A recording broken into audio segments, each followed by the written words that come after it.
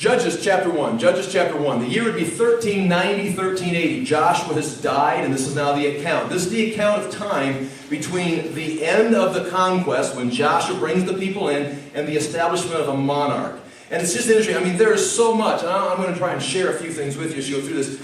I mean, in my mind, as I've said before, I'm a skeptic. I grew up in a church that didn't really believe anything, and, you know, I don't know, this all legend and all the stuff that we understood, or thought we understood. But more you get into it, this book, the Bible, and it's particularly today, we're talking about the book of Judges, has so many things in it that verifies that it is a historical document. I mean, I'll try and share a few things with you.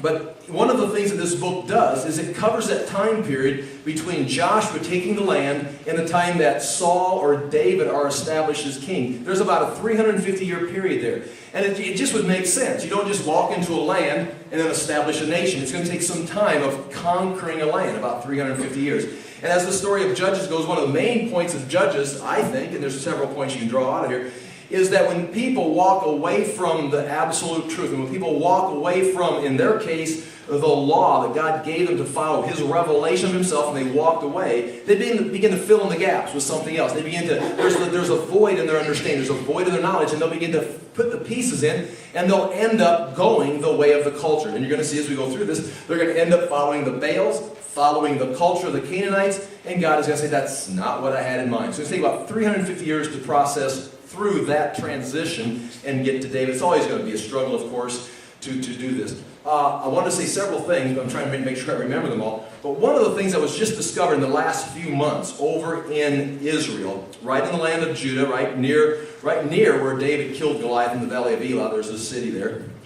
Remains of a city. They got the wall excavated. But they took out of the ground, I mean, this is new, like 18 months, 2 years. I mean, this is very recent. Took out of the ground a piece of pottery called an ostracon. It's a piece of broken pottery with writing on it.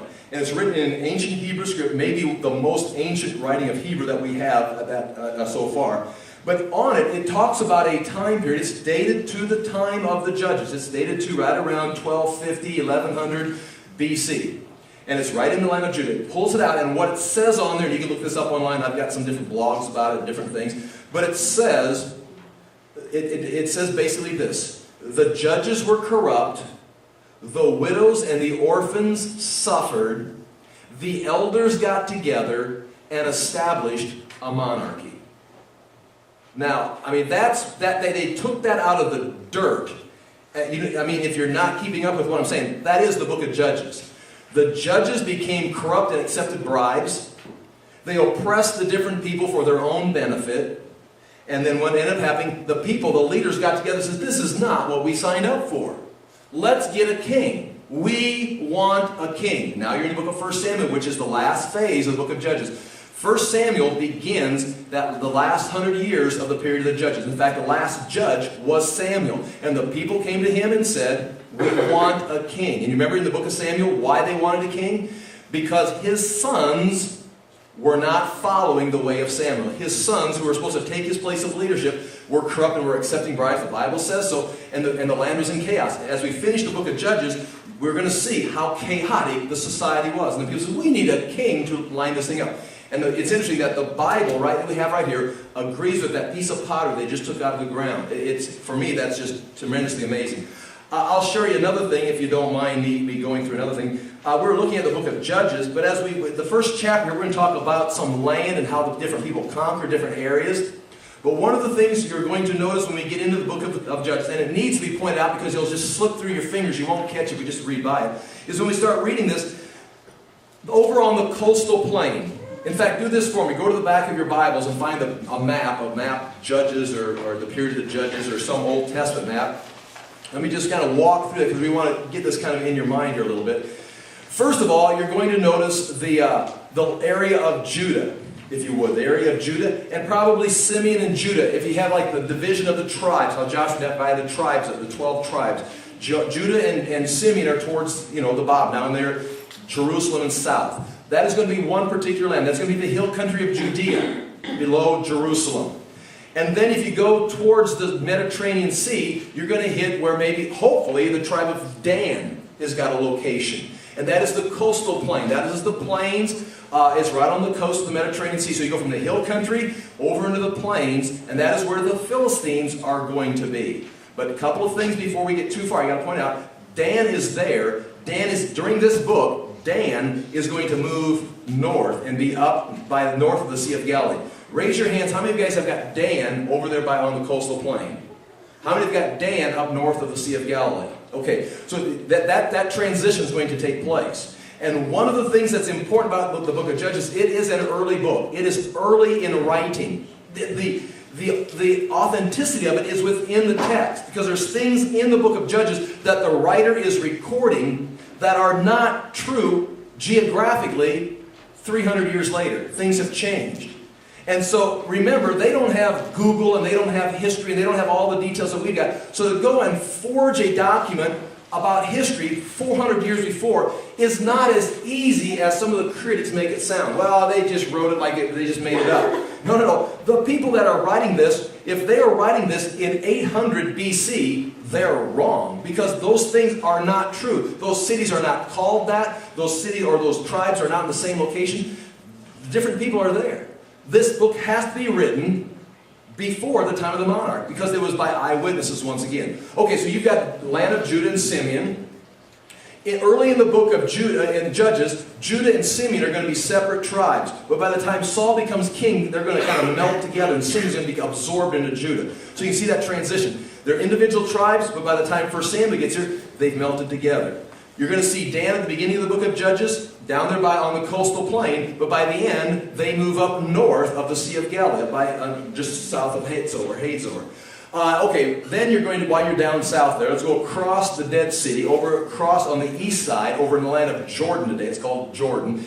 And I try to identify the land of the Ammonites, which would be straight across from Jerusalem. Below the Ammonites is the land of Moab. Moab is going to be important today. If I hustle into chapter 3, we're going to have a situation. The king of Moab is going to come across from Moab, just east of the Dead Sea, or to the right of the Dead Sea on your maps. He's going to come across the Jordan River, right around the City of Palms. It's called here, the City of Palms. And the City of Palms is always Jericho, because it's the City of Palms. He's going to come across and set up some kind of a base or some kind of a camp near Jericho. In his palace is going to be. And that palace, from that time period, has been excavated. They found a palace there. They found some little trinkets as far as things that would be like idols or different images. They found some a library as far as documents that were preserved there. But they found this particular palace. That's the king of Moab is going to come across. Okay, now go back over to the land of Israel and go north of Jerusalem, where Jerusalem is really right on the border of Benjamin and Judah, and that's going to be important to understand. There's a tribe of Benjamin, and Jerusalem is really not going to be that important. It's going to come up in our text, and what's interesting, it's going to be conquered by the Israelites, but then they're going to just leave it. And it's going to be reoccupied by the Jebusites and fortified, and then David's going to have to take it again. So you see Jerusalem falling a couple times. You're going to see the king of Jerusalem killed in the book of Joshua. You're going to see the city of Jerusalem taken and burnt by Israel here. But then you're going to see Jerusalem occupied by the Jebusites. In other words, they destroyed it, they conquered it, but they never did anything with it. It wasn't until David's day they're going to move up and make it the capital city. And the reason David's going to take it is because it's on that border between Judah and the northern 10 tribes, right there on the border of Benjamin. It's going to be a nice central location. So it's interesting to notice Jerusalem kind of developing here. Going further north, you're going to get up into the land of Manasseh and Ephraim. See if you can find like Megiddo, Mount Tabor.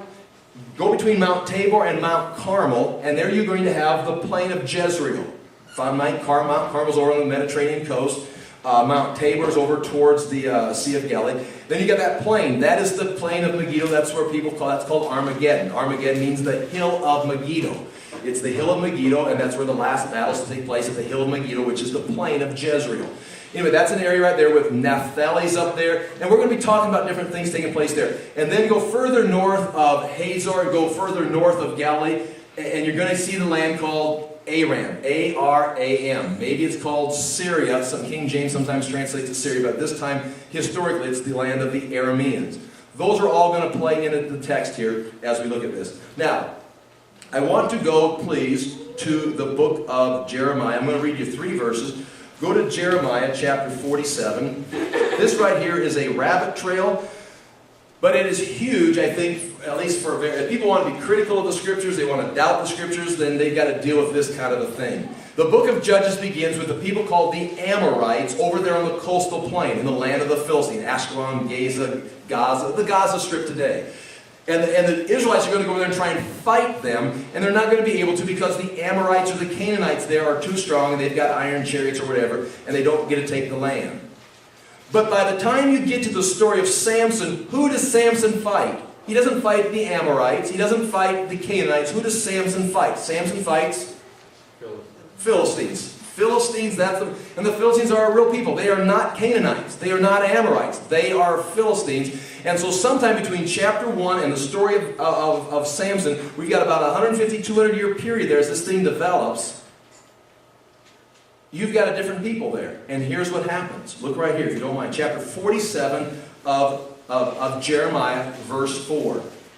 I've got 3 verses to read to you. This is God in chapter 47 ripping on the Philistines, saying, okay, I've had enough, you're done. As sure as he promises Jerusalem and Israel in the book of Jeremiah, I'm going to punish you, but not completely. I will bring you back. He has just ended his prophecy to Egypt in chapter 46, saying the same thing. I will destroy you, but your land will be inhabited again. He promises Egypt will be inhabited again. But when he gets to the Philistines, it's kind of like, okay, enough is enough. You're already a remnant that I've already saved from Greece. Now you've come over here and you behave the same way. You're gone. I'm taking you right out of history. So here we go, chapter 47. Remember what I said? A remnant of a destroyed people from Greece that are in Philistia. This explains, not 1,000 things. This explains 2 or 3 things in the Scriptures. Verse 4 of chapter 47. For the day has come to destroy all the Philistines and to cut off all the survivors who could help Tyre and Sidon. The Lord is about to destroy the Philistines, the remnant from the coast of Caphtor. Who are the Philistines? According to Jeremiah in 609, 605 BC, actually 604 when he's writing this, 604 BC, who are the Philistines? The Philistines, according to Jeremiah in 604 BC, is a remnant from Caphtor. Caphtor is Crete. The Philistines are a remnant of people from the island of Crete that have landed in the coastal plain during the days of the Judges, because they're not there at the beginning, and they are there during the days of Samson. They land during the book of Judges. They land there. They take over that coastal plain. It becomes the land of the Philistines. That's where it happens right here. I'm not done. Let's go to Genesis chapter 10. That's Jeremiah writing in 604. Genesis chapter 10. Once you see this, you can't get away from it. And I know it's like, ooh, why do we care? Okay, I know. But the reason we care is because it gives validity to the text. It means the people that are writing the book of Judges know what they're talking about. And in our culture today, that's a huge issue. The Bible knows what it's talking about. Judges chapter 10, I'm looking in verse 14. This is just a ridiculous chapter. The table of nations is a boring, just nation after nation. There's nothing here to study. You don't see any devotions coming out of this, unless, of course, you're doing reps and sets. Chapter 10, verse 13. Mizraim was the father of the Luddites, the Anamites, the Lehabites, the Naphthuhites, any self-respecting speaker is not going to read this verse, okay? Pathrasites, the Kozluhites, from whom the Philistines came, and the Caphtorites, again the Cretes. Right there, it tells you they're Greek people, where they came from. Go to Deuteronomy chapter 2. Deuteronomy chapter 2. So the table of nations that is recorded in Genesis actually tells you where the Philistines originated from, again. And Deuteronomy chapter 2, verse 23. And then we're going to go back and actually start reading Judges. Chapter 2, verse 23. Here we go. I'm in chapter 2 of Deuteronomy. I'll begin at verse 22. The Lord had done the same for the descendants of Esau who lived in Seir when he destroyed the Horites from before them. They drove them out and have lived in their place to this day. And as for the Avites who lived in villages as far as Gaza, that's the land of the Philistines, Gaza Strip, As far as Gaza, the Caphtorites coming out from Caphtor destroyed them and settled in their place. So there you have it right there. The Avites, which are a type of a Canaanite or an Amorite, were living on the coastal plain, who lived in villages as far as Gaza, but the Caphtorites coming out of Caphtor or Crete destroyed them and settled in their place. And they become known as the Philistines. Now the Greeks had a style of fighting. This is just a typical story here. The Greeks had a style of fighting which was the hero fighting. You know, like you've got the Hercules or you've got Achilles and you got these individual men that stand up and they're the great heroes of old. Well, they would set, and if you've watched any reading mythology or seen any videos about Achilles or something, they always would send out their champion to face the opponent's champion and they'd cheer him on like a duel. And that is exactly what Goliath does to David. He's the champion and says, send forth your champion. And Saul was supposed to be Israel's champion and was supposed to go down and there engage in a style of Greek battle. The way the Greeks fought over in Greece, over in Europe, it was on the Isle of Crete, when they, apparently, these are the sea people potentially that were attacking Egypt and had some kind of a crash landing there on the coastal plain in Israel, and they just settled there and said, well, let's just take these people. They took over, they had iron, they were advanced in technology, so they just wipe out the Amorites or the Canaanites that were there. And now, by the time you meet Samson's got to deal with these people, the Philistines, and David, of course, does the same thing. Okay, let's go to the book of Judges. That's just a little bit of a history, and we could go on and pulling out details. So when we read this, do not think, I mean, there's so many times I've read through these things, especially when I was younger, and just think, nah, it's just, words and names. But these are historical details of a person writing at the time that it was done, recording places, events. It's written in a style that is typical of this period of time. There's victory hymns in here that were typical that have been found in other places.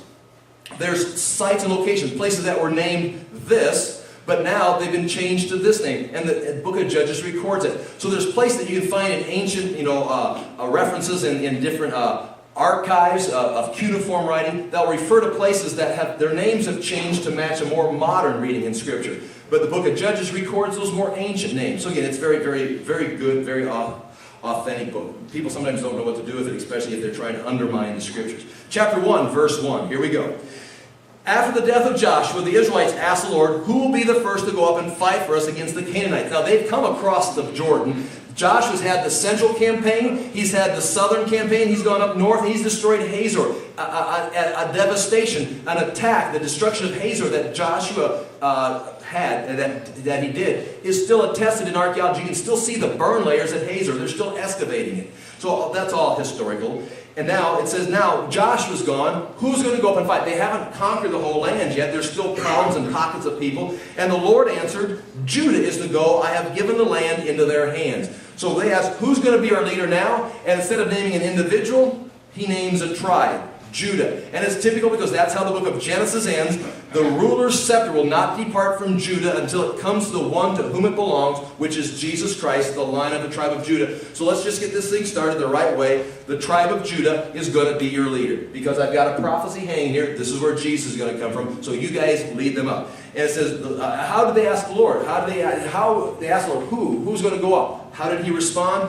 We don't know. He could have just spoke out of the heavens. He could have appeared in a burning bush. Maybe a donkey walked by and said something. There's a variety of ways. The book of Hebrews says in the past God spoke to us in a variety of ways at various times. He can speak any way he wants to. But I would assume right here, the guess would be the priest, the high priest who has the Urim and the Thummim in the ephod, can take these two stones out and they inquire of God. Because wherever, from here and into the book of 1 Samuel, wherever that ephod is where the two stones that you can ask God questions. How they work is still a mystery. The Urim and the Thummim, they mean lights and perfections is a good definition for it. Some people think they they glue. Some people think they would roll them like a dice. You had two sides, a yes side and a no side. This said no, this said yes, and you'd roll them. If they came up yes, no, that means God's not answering. Remember Saul inquired of God and he wouldn't answer, so they kept rolling these and never got a yes or a no answer. God says, I'm not talking. Yes, no. But in this day they would roll them and God would say yes or no. But is that the answer here? Do they say, should Judah go? And God rolls yes. No, he gives an answer. So now what you have here, the same thing they said maybe they lit up. They would have a light, somehow lights and perfections. Maybe the person holding him would become the vessel to speak for God. We don't know. There's guesses. But nonetheless, they've got the high priest, they've got the Urim and the Thummim, they've got the ephod, they're asking God a question, and he's talking to them. I want you to notice right here, God is speaking to them. He's right there. They say, well, we got to finish the job. Joshua's gone, we all committed, we're going to follow the Lord. Well, let's ask him, who's going next? And they get a definite answer. Now, this is interesting because as the book of Judges goes, God's going to stop talking. It's like, never mind. Just deal with the problem. And they're going to have all kinds of situations because they've begun to hear God and say, I don't think so, and do it their own way. Here we go. The men of Judah said to the Simeonites, their brothers, come up with us into the territory allotted to us to fight against the Canaanites. We in turn will go with you into yours. So the Simeonites went with them. So again, originally Judah was a little further north than Simeon, and they said, you come up and fight with us, and we'll conquer the Canaanites, and we're done here. We'll come down into your territory and fight you, and you're going to see that agreement's going to work out. Verse 4, when Judah attacked, the Lord gave the Canaanites and the Perizzites into their hands. So these are names of people, different groups, tribes, the little city-states, into their hands. Generally, they could all be called, Canaanites or Amorites or something, but there are different, like we're all Americans, but then you've got people from Ireland. That can even divide up further into, from Exire or from Ottoman, different groups of people. And they'd fight amongst themselves sometimes. But nonetheless, into their hands, and they struck down 10,000 men at Bezek. It was there that they found Adonai-Bezek. And Adonai, that's the Hebrew word for Lord or Master, Bezek, and fought against him, putting to rout the Canaanites and the Perizzites. And they captured Adonai-Bezek, the king. But they chased him and caught him and cut off his thumbs and big toes. Now there's a good Christian verse for Awanas right there. It's like, what? They captured the king, and in the mercy of God, they cut off his thumbs and his toes. I'd like to see all the little kids coloring pictures after Awanas, all the things, the kings without thumbs and toes. Looks like shop teachers. But it's like, they fled, but they chased him. Now, and watch this. In this time, in this culture, the captives were often mutilated. Think of Samson. What happens to Samson? They gouge out his eyes. You can look at, they even still have reliefs carved in stone of the different things, especially the Assyrians would do to people. The Assyrians were terrifying people. I don't want to become too blunt here, but they'd have skulls. They just stack up skulls outside of a city they destroyed. So it's kind of like a warning. You want to mess with us? We'll put your people like this. You just stack your skulls up. Or they'd hang people on poles or things and watch them squirm. And this way right here, that's what he did. He would, Adonai-Bezek, well, read this right here, verse 7. Then Adonai-Bezek said, 70 kings with their thumbs and big toes cut off have picked up scraps under my table. In other words, when I conquered a king, I would cut off his thumbs and toes, which means he can't run very fast because you don't have balance, and you're no longer, one of the things that we always learn in history class or social studies. Thank you very much. Is that the thing that separates us from the animals, if you're in a pagan school, is the opposable thumbs, because you can pick stuff up and make tools. You don't just have like claws. And so if you cut off a man's thumbs, he's really limited in what he can do. And if you cut off his toes, he really can't run anywhere. So you really reduce him to the place of, an animal. In this case, he said he'd capture a king, cut off his thumbs and cut off his toes, and he'd pick up scraps around the king's palace. He would become like, he had 70 kings serving him as maids in his palace. And now Joshua's captured him, or not Joshua, the people of Judah have captured him, and they do the same thing to him. And he says, now God has paid me back for what I did to them. They brought him to, notice, Jerusalem, and he died there. So they take him to Jerusalem. So we don't know much about it. We do know that the king originally of Jerusalem was Melchizedek, back in Abraham's day, Melchizedek. And then we know it means king of peace, king and peace. Then later on, Joshua destroys somebody, and it's Adonai-Zedek, the king. Adonai-Zedek comes out to fight Joshua, and he's got the same last name. He's in that same Canaanite line of Melchizedek, Adonai-Zedek. So possibly this is some kind of a connection. But they take him to Jerusalem, and he dies there. The men of Judah attacked Jerusalem also and took it. Maybe it ties together. Maybe they attacked Jerusalem and they just left him there. They put the city to the sword and set it on fire. And that is the end of, they conquered Jerusalem. They burnt it to the ground and left it and moved on. They were not interested in staying there. As we read on, it's going to be resettled by the Jebusites because it is a very easily fortified place. If you look at Jerusalem, it's got the valleys around it. You put a wall up on top of the hill, the southern ridge of Mount Moriah. You've got a water source there, the Gihon Springs. It was an ideal place for a city. But they leave it there. They move on. Verse 9. After that, the men of Judah went down to fight against the Canaanites living in the hill country. Now remember where the hill country of Judah is. It's further south of Jerusalem.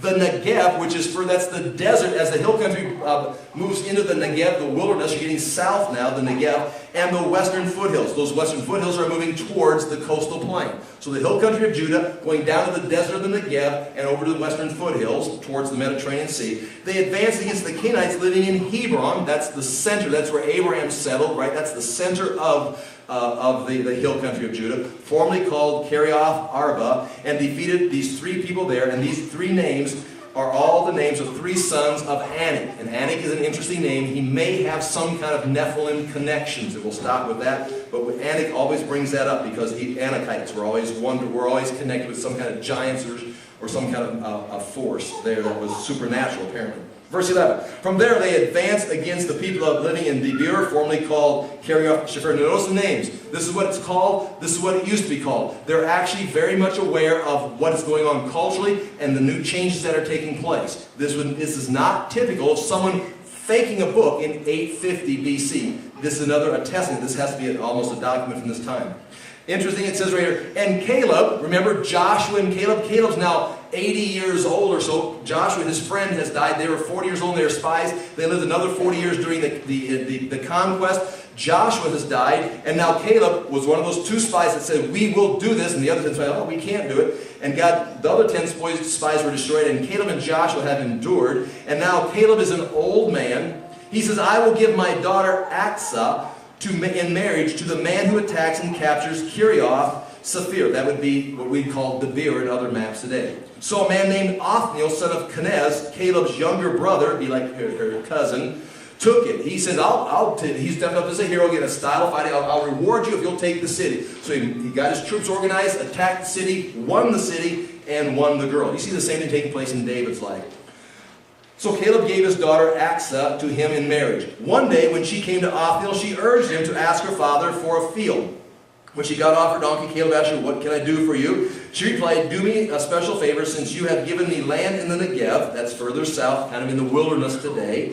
Give me also springs of water. You've given me this land, but I'm going to need something to drink for my people.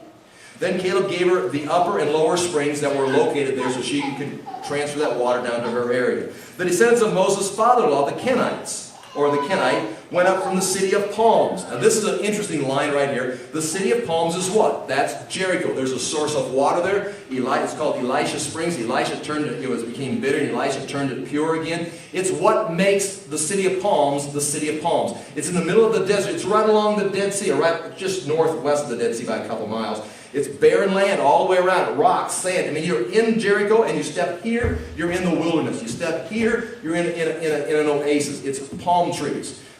I drank from that spring this summer. I didn't know, after I did, I thought that probably wasn't real smart. But it's like, oh, hey, look, it's Elisha, you can drink from this. And then there's an Arab there telling you can drink from this, you can drink from this. I thought, as in that magical, mystical moment, it's like, yeah, I'm going to do it. So I got down and I drank from it. Had a couple pictures of me drinking from the springs of Elijah right there that waters all of Jericho, makes it the city of palms. And I started thinking, you're in the Middle East. You just drank water from the ground. It's like, this can't be good. So I just kind of waited for the effects. That was fine. Got scared, but it's one of those things like, that really wasn't very smart. But I got pictures of it and, and I can tell the story. Okay, anyway, Moses' father-in-law, when they came across with Joshua, they came across the Jordan River, they came right across that Jericho, of course, that's the first place they attacked. It appears he just kind of stayed there and watched the action. He stayed at the city of palms. But watch, this is interesting here. He went from the city of palms with the men of Judah to live among the people of the desert of Judah in the Negev at Arad. So it's like, you're in the city of palms, and if you've been, again, Tony, you know what I'm talking about, the city of palms. But Arad, that's out in the Negev. That's where they've had where we saw the altar and the high place that Hezekiah buried. That's Arad. And you look around, it's barren land. So he leaves Jericho and goes down to Arad. I think the climate must have been a little different back then. But anyway, he moved down to kind of very rugged, dry place to Arad. Arad's an interesting story. I've got a couple of videos online of Arad and the high place that they built there that Hezekiah or Josiah buried. Because when they found it, the altar had been buried in dirt on purpose. And then when he excavated it, I told you this before, When they excavated, they found the altar, they found the steps going into the most holy place, and when they excavated, they found 2 altars and 2 stones for Yahweh and Asherah, his wife, or his girlfriend, or whatever they call it. I mean, they had the 2. In other words, they took the Jewish religion and morphed it with the Canaanite religion. They came up with a high place, and the religion was completely destroyed, and the kings covered up, and God forbid it. No, that's going to take place at Aram. Okay, chapter verse 17. The men of Judah went with the Simeonites. Remember, the Simeonites came up and fought with the men of Judah. Now the men of Judah go with the Simeonites, their brothers, and attack the Canaanites living in Zaphath. Now they're moving south, and they totally destroyed the city. Therefore it is called Hormah. The men of Judah also took Gaza, Askelon, and Ekron. Now you know what those are. Those are Philistine cities on the coast. Each city with its territory. So they're conquering the Gaza Strip right here now. This is good news. The Lord was with the men of Judah. They took possession of the hill country of Judah, but they were unable to drive the people from the plains. They took those 3 coastal cities, but they couldn't get the people out because they had iron chariots. And iron chariots move these people to another level of technology. Just like today, we have the same thing takes place. Your level of technology militarily determines how successful you are against the other countries. These guys had iron chariots, and the Israelites did not have iron chariots. Okay, we continue. As Moses had promised, Hebron was given to Caleb, after 80 years, he's 80-some years old, who drove from it the 3 sons of Anak. And that may be a reference to the giants that were driven from Anak. And I want you to just take note right here as we continue. Any kind of a reference to a giant possibly being in the land at this time, Anak, or the descendants of the Nephilim, they're going to be driven out of the hill country by Caleb, out of Judah, and they're going to be driven, the only place left to go, over to the land of the coastal plain. Over the land that's going to be taken by the Philistines. And it's just interesting, as the Bible progresses, the next place you see giants coming from is from where? The Philistines. So these potentially are Goliath's descendants being driven over here. They're going to meet the people from Greece, the Caphtorites, and they're going to adopt the culture, and Goliath is going to be the hero. Possibly because of this action right here being driven over. Just keep that in mind. That's not doctrine, that's just watching things develop. 21. The Benjamites, however, failed to dislodge the Jebusites who were living in Jerusalem. The city had been burnt, but they'd gone back to reoccupy it. Benjamin couldn't get them out of there. To this day, the Jebusites live there with the Benjamites. Now there's a date for you right there. To this day, the Jebusites still live there in Jerusalem. Well, wait a minute. We know that right around 1005 BC, David marches up and takes Jerusalem and drives the Jebusites out. Remember them hollering down at him? You can't take us. If the blind and lame were left there, we could still defend the city. And David says, if anyone's going to take the city, you're going to have to use the water shaft. And Joel went in through the water shaft and went up and took the city. So we know that this phrase right here had to be written before the days of David. So it's, once again, a date for this book. Now the house of Joseph, now we're moving up to Ephraim. We're going north of the land of Benjamin, up into the land of what we call Ephraim on your maps. Attacked Bethel, which is south of in Ephraim, and the Lord is with them when they sent men to spy on Bethel. A cool little historical fact. They went to spy on Bethel. How are we going to get this city? It was formerly called Luz, L-U-Z. That's the ancient Canaanite name. But remember, Jacob called it Bethel when he had the dream in Genesis. The spies saw a man coming out of the city, and they said to him, hey, show us how to get into the city, and we'll see that you are treated well. In other words, we're going to destroy your city, but you show us how to get in, we'll let you live.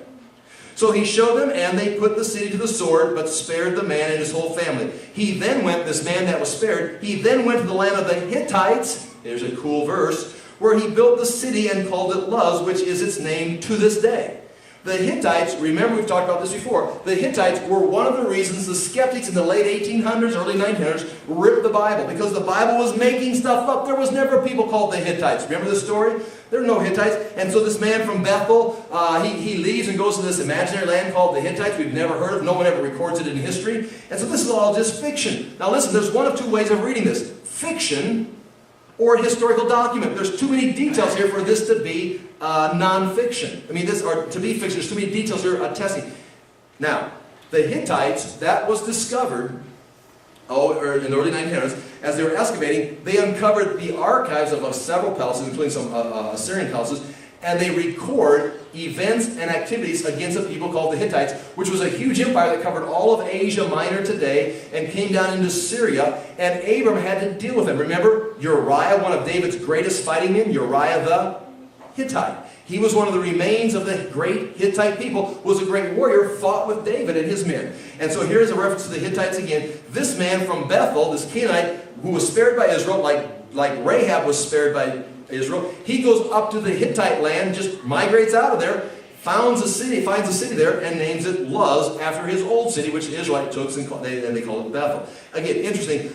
Didn't line up with history back in the 1800s, but now exactly lines up with archaeology and history. Number 27.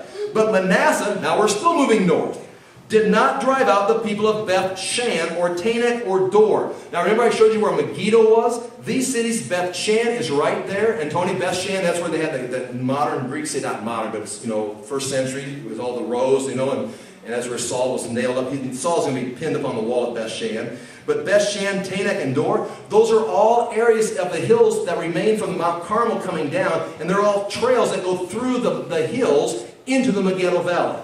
So Manasseh went up there and they couldn't get these people out of this area. For the Canaanites were determined to live in that land. They were told to get out, but they wouldn't drive them out because the Canaanites were more determined.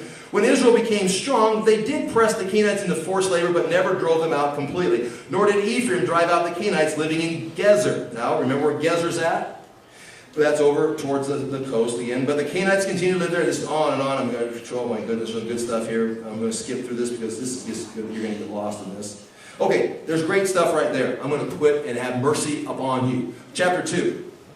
We talk about each of those cities. And I guess what I'm going to say as I go by this, having driven around Israel and gone to these different places, when you read these names, it's like driving down Interstate 80. It's just like there's that place. It just makes sense. And that's one of the tragedies of the Western church who doesn't have information. They read this as like, who knows if this is true? That's like, go there. That's the thing that I went to. I didn't ever want to go to Jerusalem. I never wanted to go to Israel. Who cares? I've got the Bible.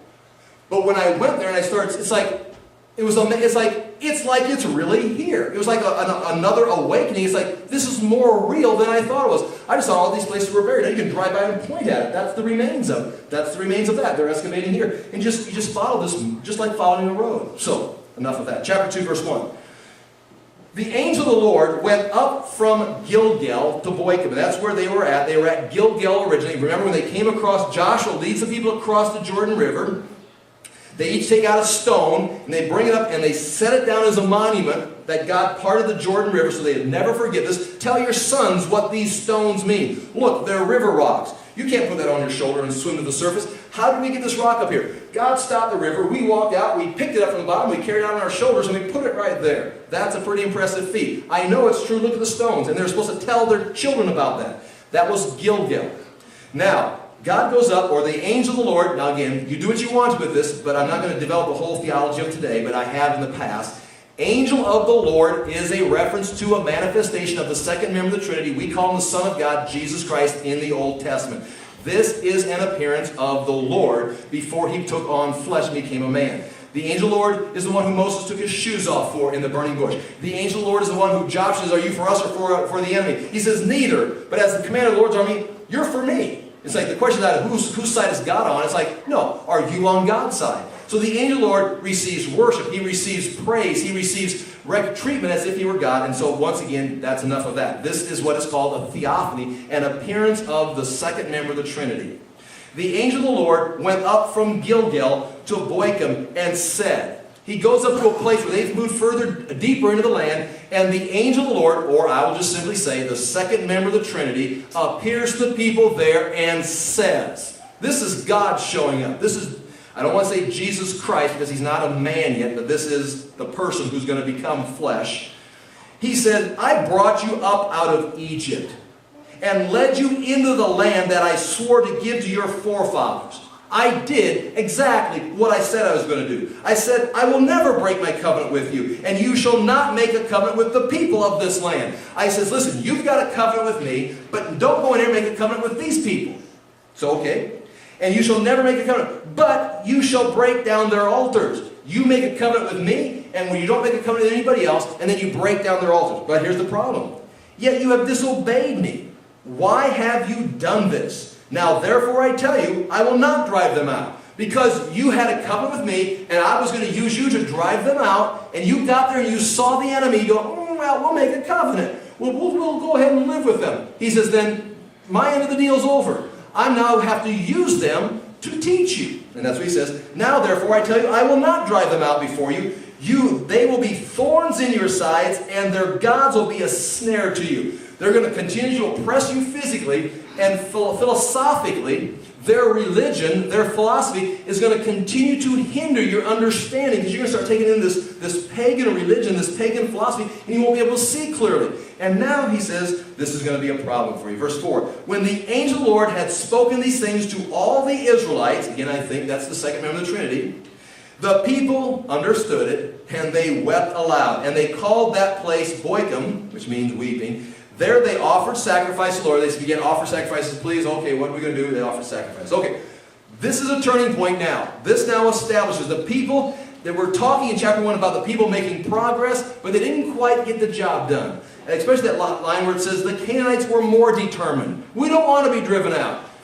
Okay, well then will you sign this treaty with us? And God says, okay, wait a minute. This is not right. And so now, this changes the whole dynamics of the book. They stop conquering, God steps aside, and here we go. Chapter 2, verse 6. Now we're going to mention Joshua, which indicates now we're going back, and we're going to tell this story again. It's not like this is not actually out of line, we're just going back, and we're going to work into the story one more time.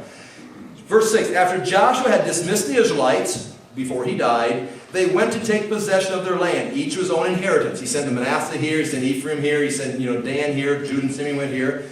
The people served the Lord throughout the lifetime of Joshua. So while Joshua was there, the people went to their own locations and they took care of business. And the elders who outlived him and who had seen all the great things the Lord had done for Israel. So in other words, after Joshua, and there were some elders that followed him, they still knew. They'd seen the feats that God had done. They remembered the history. They knew, in a sense, they knew the story of the Bible.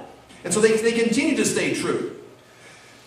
Verse 8, Joshua son of Nun, the servant of the Lord, died at the age of 110. We're probably right around 1390, 1380, I'm going to say 1390 BC. And they buried him in the land of his inheritance at Timnah-Heres in the hill country of Ephraim. He's from the tribe of Ephraim, north of Mount Gaash. Okay, so now Joshua's died. He's got some elders that were still with him and they fought the battles, including Caleb. And now they're going to start drifting away and dying. And now there's going to be a new generation up here. After that whole generation had been gathered to their fathers. Now again, I'll just drop this out on you real quick. That phrase, gathered to their fathers, means, of course, they were buried. But remember how they buried people. This is just maybe a cool connection. Remember how they take people and they put them on a slab in the family tomb. They wrap them up, in balm and spices, so that they would, as they decayed, it wouldn't be this horrendous smell. It'd be, then they'd seal it shut. The story. And after a year, the body would be decayed. The bones would be left on that slab. They'd unwrap it and they'd gather the bones and put it in an ossuary box, a stone box with a lid that they found. They found Caiaphas. Remember, we talked about Caiaphas' bones being found, the high priest that tried Jesus. And they put that on a shelf with all the other fathers and people, the family tomb. So there wouldn't be like slab, and all these dead bodies laying here. There'd be 3 or 4 slabs. And then after a year, they'd take, hopefully, all 3 slabs would be used at the same time. It'd be a bad year for the family. But, you'd use these, and then you'd gather the bones until the slab would be used once again. That's why Joseph of Arimathea didn't really give up his tomb. Like if someone gives up their grave today, well, it's full. There's not going to be anybody buried there. In America, we'd bury somebody, cover up, we go to the next spot. Joseph figured, I'll live for another, how many years? 20 years possibly. Jesus can have it this year. We'll gather his bones, put them in a box, and I'll use it myself when I die. So anyway, that's interesting when it says right here, verse 10, after the whole generation had been gathered to their fathers, that gathering may be a reference to that after a year of gathering the bones, putting them in a box, and they're gathered to be put on the shelf with their fathers. Another generation grew up, watch this is tragic, who knew neither the Lord nor what he had done for Israel.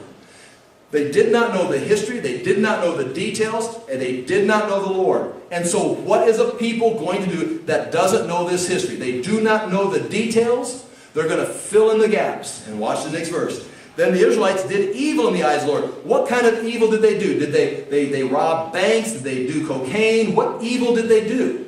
They went somewhere else for their information. That's what they did wrong. Now, because they went and got bad information, they're going to end up robbing banks and doing cocaine, if you understand what I'm saying.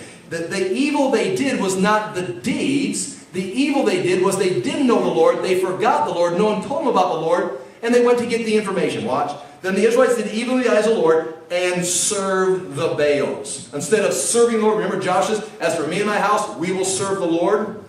And that includes maintaining the knowledge and information of God and living according to that information. But these people decided to serve the Baals. That means gathering information, understanding, and philosophy from the Baals and living according. So now here comes what you call the evil deeds. But the evil deeds was the thing that separated them. What separated them was where they went to get their information. Then the Israelites did evil in the eyes of the Lord and served Baals. They forsook the Lord, the God of their fathers, who had brought them up out of Egypt. They followed and worshipped various gods of the peoples all around them. They provoked the Lord to anger because they forsook him and served Baal and the Ashtaroth. Those would be the female gods. In his anger against Israel, the Lord handed them over to the raiders who plundered them, who sold them to their enemies all around, who they were no longer able to resist. Whenever the Lord went out to fight, the hand of the Lord was against them. So they'd go out to battle, and God would fight against them. So God's now fighting on the other side. To defeat them, just as he had sworn to them, they were in great distress. Then the Lord raised up judges. Now, how's this going to happen? The people are in distress. Okay, we need an answer. We need an answer. Okay, you need an answer? Here's an answer. Then the Lord raised up judges who saved them out of the hands of the raiders. Individuals who would rise up to solve the problem. And again, the further we go with these judges are not going to necessarily be great moral leaders. They're not necessarily going to be even great Bible scholars. They're going to be people that God says out of mercy, you're going to take this individual. Like, look at Samson. We'll talk about, it's like, you don't use Samson as an example in Awanas. It's like, you don't want to be like Samson. It's like, and then you read the story, it's like, no, you don't want to be like Samson. You want to have God's power like Samson had, but you really want to live a better life than Samson. The culture is going to be so corrupt that most of the judges are going to end up in some kind of a defeat themselves. Except guys like Samuel. Samuel is going to be one of the great judges. But nonetheless, he raised up judges. Notice this, that time between the conquest and the monarch, these judges are going to rise up. Ostracon they found. Let's talk about the judges who became corrupt. Yet they would not listen to their judges, who prostituted themselves to other gods, but prostituted themselves to other gods and worshiped them. Unlike their fathers, they quickly turned from the way in which their fathers had walked and the way of obedience to the Lord's commands. Whenever the Lord raised up a judge for them, he was with the judge and saved them out of the hands of the enemies as long as the judge lived. The Lord had compassion on them as they groaned under those who oppressed and afflicted them. But when the judge died, the people turned to the ways even more corrupt, and then their forefathers, following after other gods. Verse 20. Therefore the Lord was very angry with Israel and said, now here's another turning point. He explains something, and this is a verse that can be applied to life itself right here.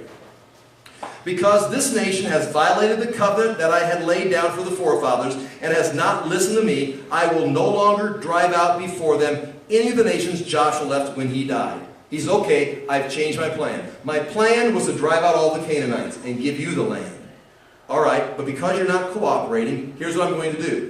I'm no longer going to drive them out. They're going to become your teachers.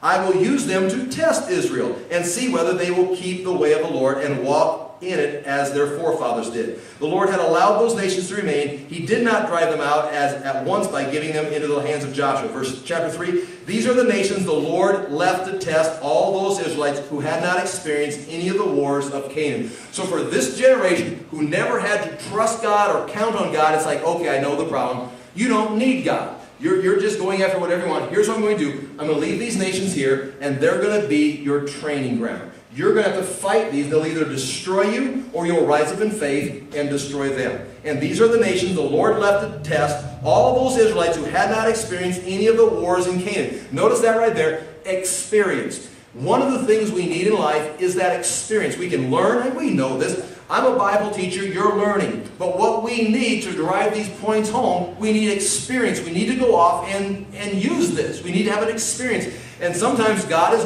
right here. And here he's doing it because of disobedience, but I know as you read through Paul's letters, sometimes it's not just because of disobedience, because you need a chance to exercise your faith. You need a chance to engage life with this faith. And God's doing them an act of mercy. It says to help you, I'm going to give you some experience.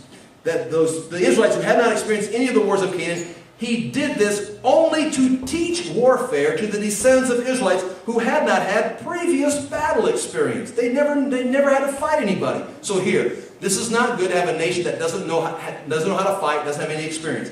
And then he gives you a list of the nations that were left there. Verse 5 of chapter 3, the Israelites lived among the Canaanites, the Hittites, the Amorites, the Perizzites, the Hivites, the Jebusites. They took their daughters in marriage, this is a bad thing, and gave their own daughters to their sons and served their gods. There's nothing wrong with interracial, intercultural marriage. What's wrong here is these marriages are bringing the false religions closer. There's nothing wrong with marrying across, cultural lines or marrying across race lines. I don't think. Some people argue that case. But that's enough of that. But right here, it says the reason this was bad was because of the culture. Because the last line, and serve their gods. And now you've got your families being intertwined with this pagan. Now Israel is marrying the very Canaanites that they were supposed to drive out. And so they're going to have problems. Chapter 3, verse 7, the Israelites did evil in the eyes of the Lord and forgot the Lord their God and served Baals and then the Asherahs. The anger of the Lord burned against Israel so that he sold them into the hands of Cushan-Rishathaim. And again, that's the king of the Arameans up north. And so we now have our first encounter of oppression. The oppression is coming from the Arameans, or the Syrians up north are coming down and oppressing. And we're going to have a couple of judges arise and defend themselves. I did not get to talk about Ehud, the left-handed warrior. I was going to talk about that. We'll talk about that next week, hopefully. And continue through this. Hey, I appreciate your time. Father, we thank you so much again for your truth. We thank you for your word. We ask that we be a people who knows the things of God, that we understand your story, that we take it to heart, and we engage the experiences that you set in our lives with the truth of the truth of your word. Again, I thank you for this opportunity to share these things, and ask that this church may continue to grow, that we may be a light to people in our community, that this church may again rise up and become the salt and provide direction for the people of this community, and to be a testimony to these things that you've given to us. In Jesus' name we pray. Amen.